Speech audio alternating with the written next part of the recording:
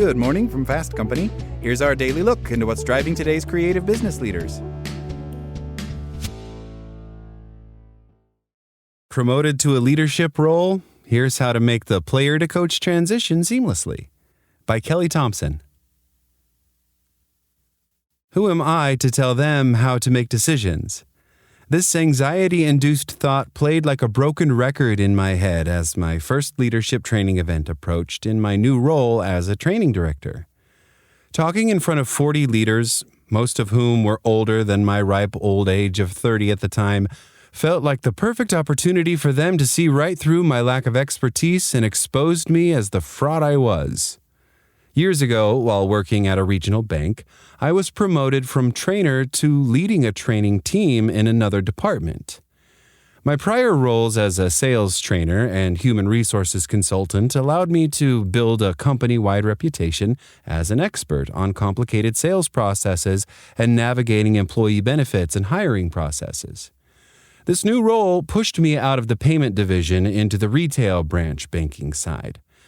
In other words, it was way out of my comfort zone, and at this first training event, I could no longer rely on my expertise to help me feel safe, trusted, or relevant.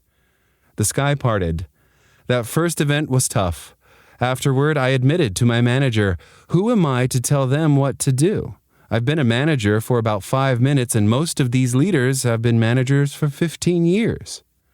The question she posed to me next transformed my relationship with expertise for a lifetime. She asked, "What if your job is not to be the expert up there, but to facilitate the expertise in the room?" It was like the sky parted and the sun emerged. Of course, that was the answer.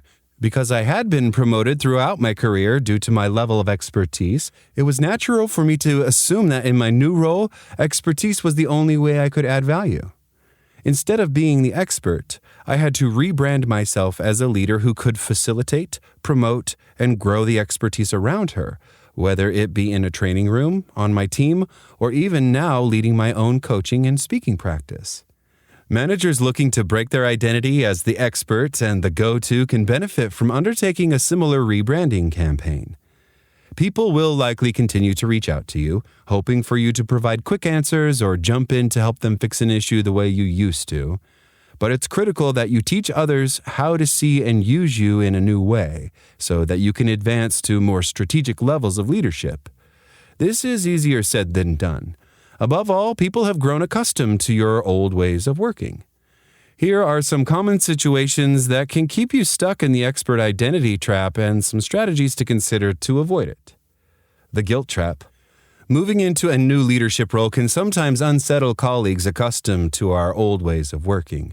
They may intentionally or not attempt to elicit guilt, saying things like, "You used to do this for me," or "People are going to be upset about this change." While these concerns may be valid, your role is to redirect any resistance toward productive outcomes. A helpful response might be, "That's true, and moving forward, my focus is on working on this strategic project development for my team." Here are some other questions you can ask to redirect their energy. "I know I used to handle this issue. How can I help you get the resources you need to move forward?" I could give you the answer, and I would also love to help you self-source for future needs. Where have you looked so far? I understand that people may be upset that I'm not involved any longer. What ideas do you have to help support them moving forward? The habit trap. As I rose to new levels of leadership in my corporate roles, if I continued saying yes to too many requests to do the work myself, people would continue to expect this of me. As a result, I would have been too busy delivering training without enough time to plan for, coach, and develop my direct reports.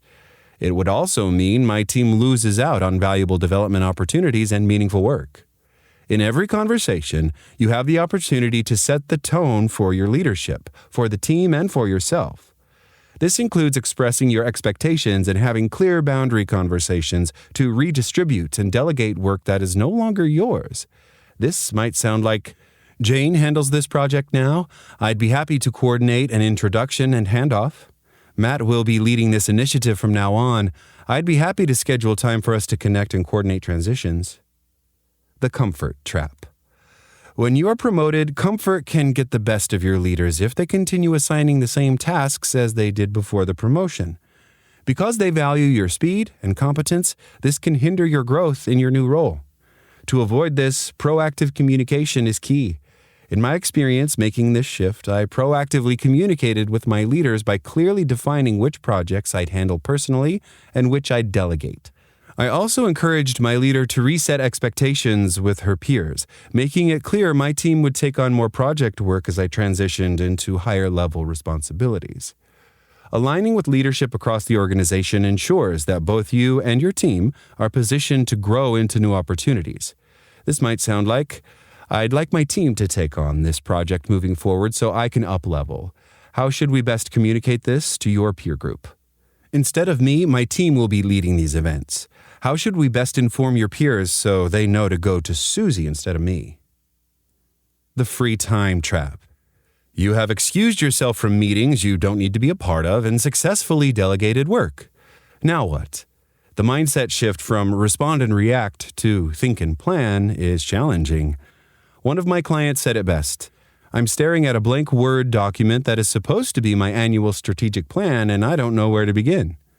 This space can feel disorienting and lead to the question, if I'm not doing the visible work, then how am I adding value?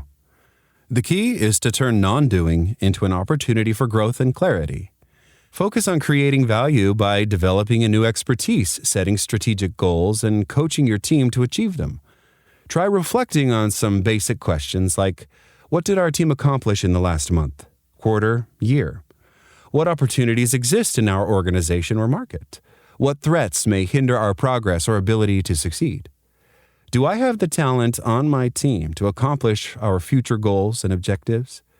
What does good coaching, development, or support look like to achieve our goals? What key relationships do I need to repair, retain, or cultivate to ensure we reach our team's goals? Breaking free from the expert trap requires you to redefine your value as a leader. The real measure of leadership is not in having all the answers, but in cultivating the conditions for others to grow, contribute, and step into their own expertise. As you navigate this transition, ask yourself, what legacy do I want to leave? Do I want to be the person who always had the answers or the leader who empowered others to find their own? That's all today from Fast Company. Talk to you tomorrow.